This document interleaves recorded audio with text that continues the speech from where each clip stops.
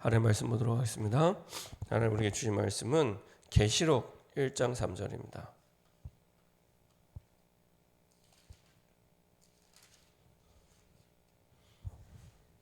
하나님 우리에게 주신 말씀은 요한계시록 1장 3절입니다.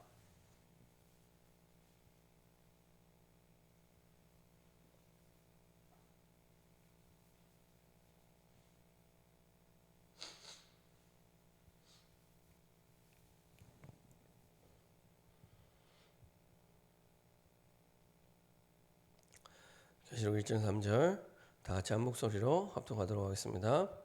이 예언의 말씀을 읽는 자와 듣는 자와 그 가운데 기록한 것을 지키는 자는 복이 있나니 때가 가까움이라.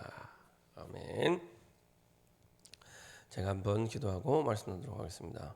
참 좋으신 하나님 감사드립니다. 하나님의 은혜 속에 우리를 부르시고 인도하시고 영원한 복의 근원으로 하나님의 자녀로 완전한 복음 속에 오직의 복음 속에 우리를 부르시고 인도하심을 감사드립니다. 하나님 주신 오직의 복음 속에 완전히 하나님이 주신 그 언약이 나의 언약으로 오직의 언약으로 각인되어질 수 있도록 뿌리 내려질 수 있도록 체질될 수 있도록 축복하여 주옵소서. 하나님 주신 오직의 복음을 통해 우리의 평생의 말씀, 100년의 응답의 말씀, 영원한 하나님의 말씀이 깊이 각인되며 우리 후대에게 전달될 수 있도록 축복하여 주옵소서. 우리 생각 마음을 혼미케 하여 성경이 말씀하는 오직의 복음과 오직의 언약 속에 하나님 주신 축복과 응답을 누리지 못하게 하는 모든 불신앙과 흑암의 세력이 권세 있는 주 예수 그리스도의 능력의 이름으로 완전히 결박받고 떠나가게 하시고 오직의 복음, 오직의 말씀이 우리의 생각, 마음, 영혼 속에 완전히 각인될 수 있도록 인도하여 주옵소서. 감사드리며 예수 그리스도의 이름으로 기도합니다. 아멘. 오늘 함께 나눌 말씀 제목은 오직 복음 안에 있는 말씀 집중입니다. 오직 복음 안에 있는 말씀 집중입니다. 신앙생활을 하다 보면은 시험이 들 때가 있습니다. 시험이 들 때가 있습니다. 그래서 흔들리기도 하고 넘어지기도 하고 심지어는 교회를 떠나기도 합니다. 그래서 제일 안타까운 게 신앙생활을 하면서 시험이 들 때입니다. 그때는 사실은 그 어른들만 그 시험이 들었지만 그 영향은 후대에게 말로 다 할 수 없을 정도로 영향을 주게 됩니다. 그래서 교회 중직자인데 장로님인데 권사님인데 아니면은 뭐 안수 집사님인데 이렇게 많은 교회 중직자들이나 성도들이 흔들릴 때 제일 큰 피해는 누가 있게 되냐? 그 중직자들이 아닙니다. 사실은 후대들이 제일 영향을 받게 됩니다. 반드시 무너집니다. 신앙이 반드시 무너지게 되고 사실은 부모 세대에 흔들렸던 것보다 몇 배 흔들리며 교회를 떠나게 됩니다. 그것을 너무 많이 보게 됩니다. 너무 많이 보게 됩니다. 그러면 왜 이렇게 흔들릴까요? 흔들리지 않고 신앙생활을 잘하면 좋겠는데 많이 흔들립니다. 그 흔들리는 이유를 보면 뭐 여러 가지 많은 이유가 있겠지만은 목사님에 대해서 아니면 성도들 간에 아니면 중직자들 간에 많은 갈등, 고민 이런 것들이 문제가 되죠.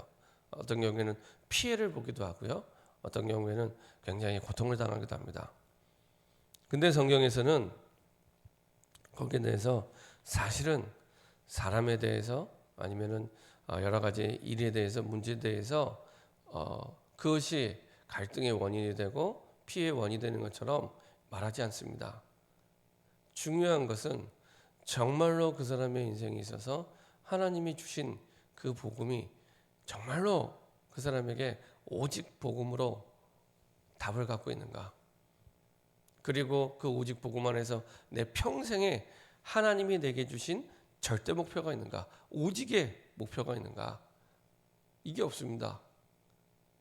하나님은 우리에게 한 생애를 살면서 반드시 살아야 될 이유와 사명이 있습니다. 사명이 없는 사람은 아무도 없습니다. 하나님은 그 사람의 인생에 살아야 될 이유가 있기 때문에 아직도 이 땅에 숨을 쉬게 하시고 살아가게 하십니다. 우리가 죽는 날이 언제냐? 이 땅에 우리의 사명을 다하는 날입니다. 그날이 우리 죽는 날입니다. 내가 숨을 쉬고 살아가고 있다는 얘기는 이 땅에 하나님이 복음 때문에 꼭 해야 될 절대 목표가 있기 때문에 아직 살려두시고 숨을 쉬게 하시고 일하게 하신 겁니다. 그게 없는 겁니다. 그게 없는 겁니다.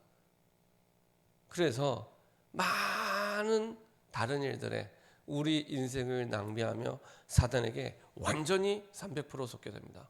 시간은 한 번 지나가면 다시 돌아올 수 없는데, 그래서 사단이 우리를 가장 크게 속이는 건 딴 게 아닙니다.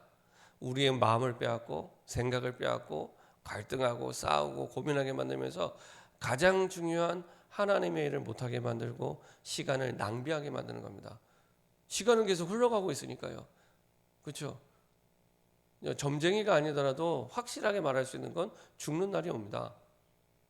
근데 그 아까운 시간들을 아무 의미 없는, 아무 가치 없는 것에 우리가 갈등하고 싸우고 고민하고 심지어 교회를 떠날 때는 그것이 굉장히 가치 있는 것처럼 보이지만 복음 앞에서, 하나님 앞에서 볼 때는 아무 가치가 없는, 복음 때문도 아니고 전도 때문도 아니고 세계 복음화 때문도 아닌 아무 가치 없는 것에 인생을 다 낭비하고 나중에 죽음을 맞이하게 됩니다. 얼마나 억울한 일인지 모릅니다. 진짜 억울한 일입니다. 많은 중직자들이, 또 많은 성도들이 이런저런 시험으로 고민하고 갈등할 때 사실은 첫 번째로 내게 주신 복음이 정말 오직의 복음인가? 점검해 보면 됩니다. 내게 주신 복음이 정말 오직의 복음인가? 하나님은 우리에게 말씀하셨습니다. 이 땅의 문제도 하나, 답도 하나, 살아야 될 이유도 하나. 그렇죠? 이 땅의 문제도 하나입니다. 창세기 3장 1절부터 6절에 하나님을 떠나면서 모든 문제가 시작됐습니다. 1000가지, 10,000가지, 억만 가지 문제가 있어도 그 문제의 근본은 하나님을 떠났기 때문에, 하나님을 떠난 것에서 오는 영적 문제지 사람들이 말하는 육신 문제 아닙니다. 사람 때문에, 돈 때문에, 일 때문에 아닙니다.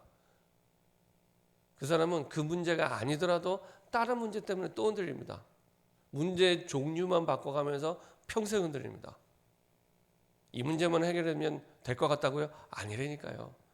다른 모양의 문제가 또 와서 또 흔들립니다. 평생을 그렇게 흔들리다가 가는 겁니다. 얼마나 억울합니까? 구원받았는데 하나님이 내게 주신 복음이 오직의 복음이 아닙니다. 분명히 이 땅의 문제는 하나라고 말씀하고 있습니다.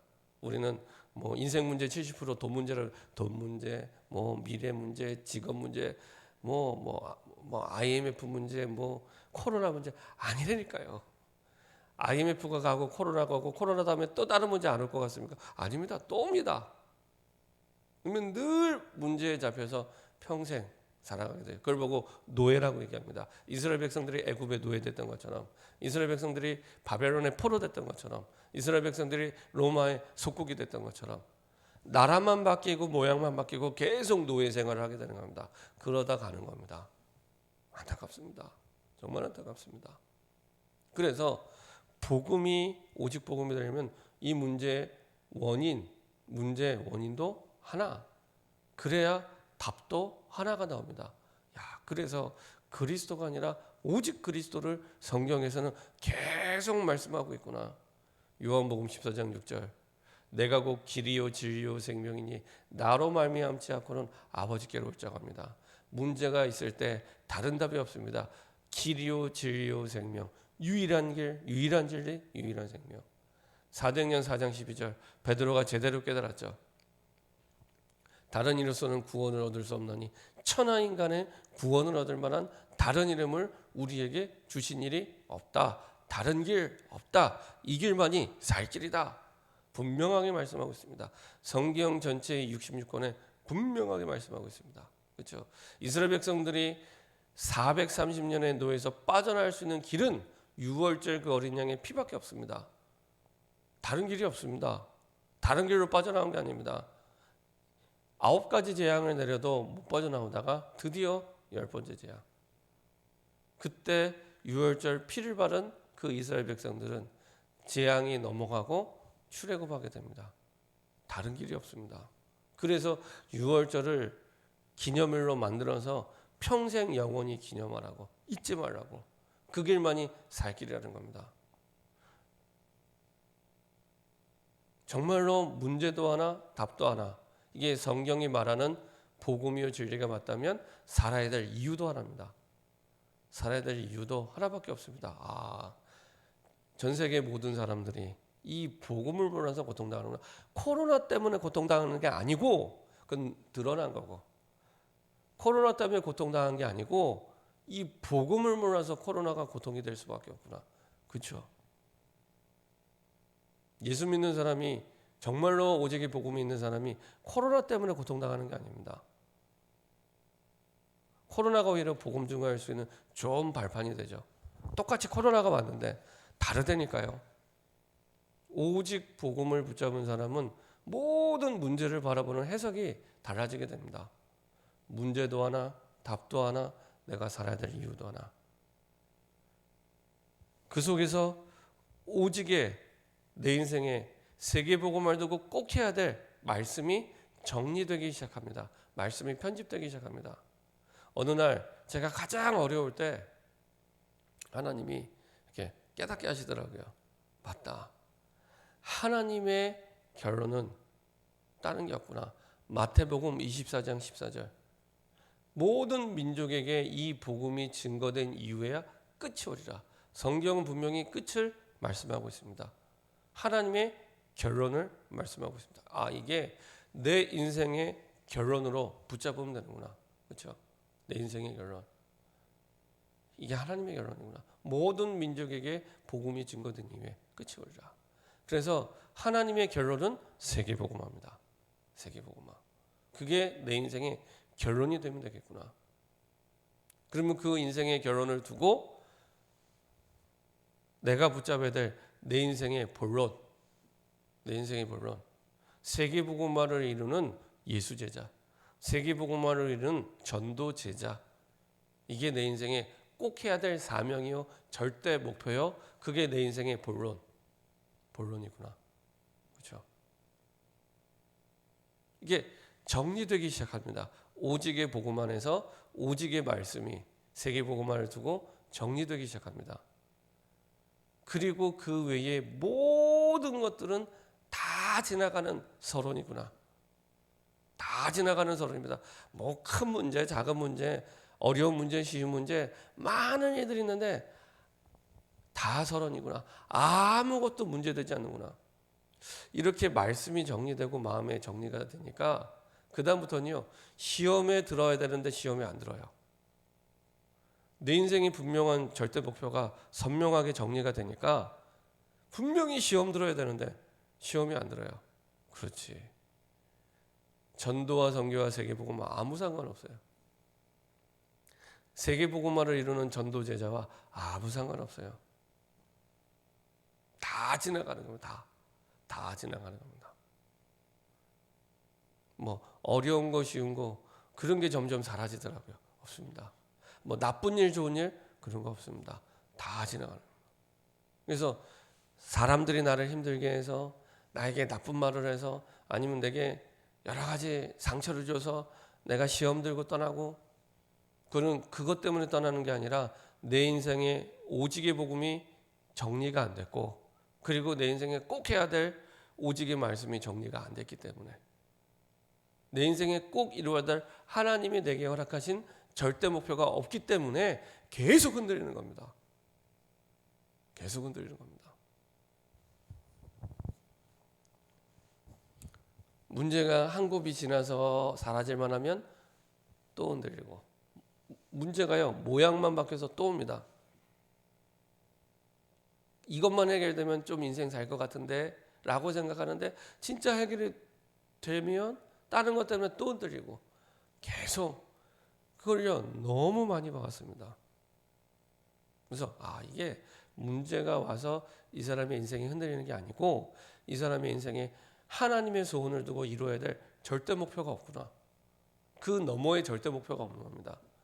그래서 이렇게 흔들렸다가 저렇게 흔들렸다가 돈이 많아도 흔들리고 없어도 흔들리고 성공해도 흔들리고 실패해도 흔들리고 아무 상관없어요. 공부 잘해도 흔들리고 못해도 흔들리고 아무 상관없습니다. 그 사람 인생에 꼭 해야 될 인생의 절대 목표가 없습니다. 천명이 없습니다. 그러면 계속 흔들리는 겁니다. 평생 흔들리는 겁니다. 중요한 건 그것 때문에 후대가 말로 다 할 수 없이 무너지게 되는 겁니다. 후대들이 다 신앙을 떠납니다. 교회를 떠나고. 그게요 제일 안타까운 일입니다. 제일 안타까운 일입니다. 후대가 볼 때는 하나님의 말씀이 복음이 아무 필요가 없는 겁니다. 맨날 싸우고 흔들리는데요. 아무 가치가 없이 보이는 겁니다. 하나님도 복음도 교회도 아무 가치가 없이 느껴지는 겁니다. 너무너무 안타깝습니다. 그렇죠? 그래서 요한계시록의 사도 요한이 이 말씀을 쓸 때는 인생의 마지막 화엄기에 쓴 겁니다.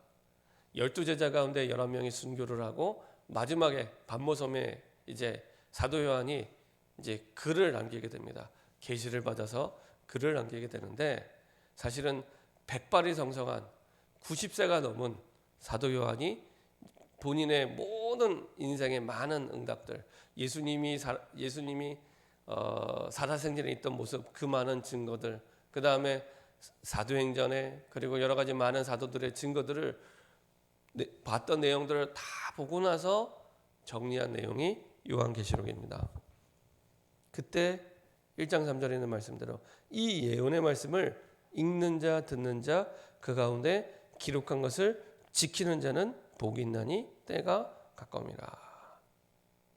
다른 사람이 복 있는 게 아니라 돈이 많고 적고 아니면 공부를 잘하고 못하고 그게 복 있는 게 아니라 하나님의 말씀을 읽는 자 듣는 자 지키는 자.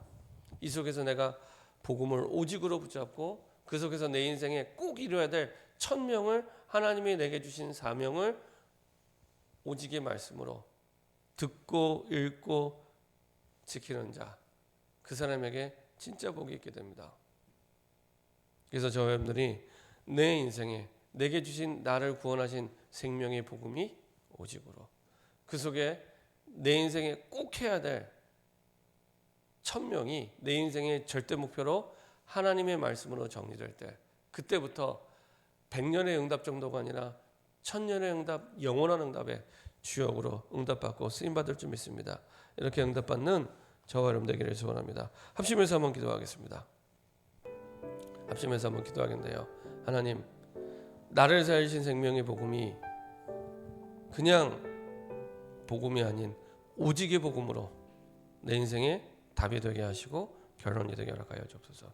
그 복음 안에 하나님의 천명을 두고 내 인생에 꼭 이루어야 될 하나님의 뜻, 하나님의 천명, 그리고 하나님의 절대 목표가 모든 문제 너머에 내 인생의 결론으로, 내 인생의 본론으로 붙잡아지게 허락하여 주옵소서.